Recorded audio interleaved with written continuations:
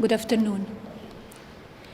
The lies linking me with the disgraceful Jeffrey Epstein need to end today.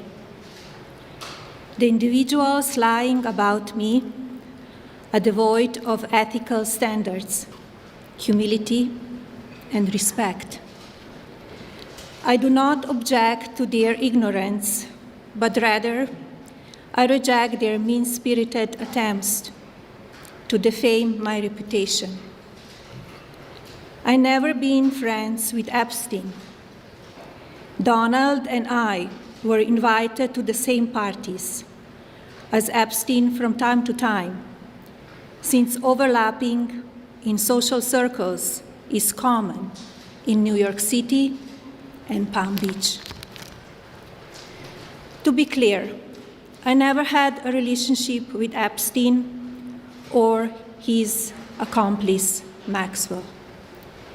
My email reply to Maxwell cannot be categorized as anything more than casual correspondence. My polite reply to her email doesn't amount to anything more than a trivial note. I am not Epstein's victim. Epstein did not introduce me to Donald Trump. I met my husband by chance at a New York City party in 1998. This initial encounter with my husband is documented in detail in my book, Melania. The first time I crossed paths with Epstein was in the year 2000 at an event Donald and I attended together. At the time, I had never met Epstein and had no knowledge of his criminal undertakings. Numerous fake images and statements about Epstein and me have been circulating on social media for years now. Be cautious about what you believe. These images and stories are completely false. I'm not a witness or a named witness in connection with any of Epstein's crimes. My name has never appeared in court documents, depositions, victim statements, or FBI interviews surrounding the Epstein matter. I have never had any knowledge of Epstein abuse of his victims. I was never involved in any capacity. I was not a participant, was never on Epstein's plane, and never visited his private island.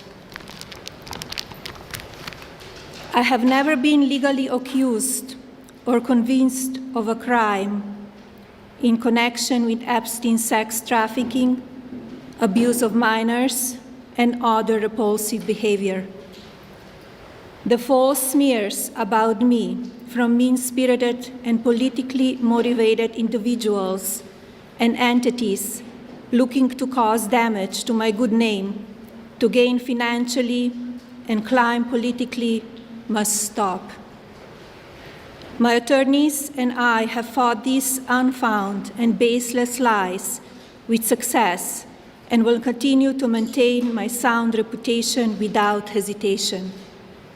To date, several individuals and companies have been legally obligated to publicly apologize and retract their lies about me, such as Daily Beast, James Carville, and HarperCollins, UK. Now is the time for Congress to act. Epstein was not alone. Several prominent male executives resigned from their powerful positions after this matter became widely politicized. Of course, this doesn't amount to guilt, but we still must work openly and transparently to uncover the truth. I call on Congress to provide the women who have been victimized by Epstein with a public hearing specifically centered around the survivors. Give these victims their opportunity to testify under oath in front of Congress with the power of sworn testimony. Each and every woman should have her day to tell her story in public if she wishes, and then her testimony should be permanently entered into the Congressional record. Then, and only then, we will have the truth. Thank you.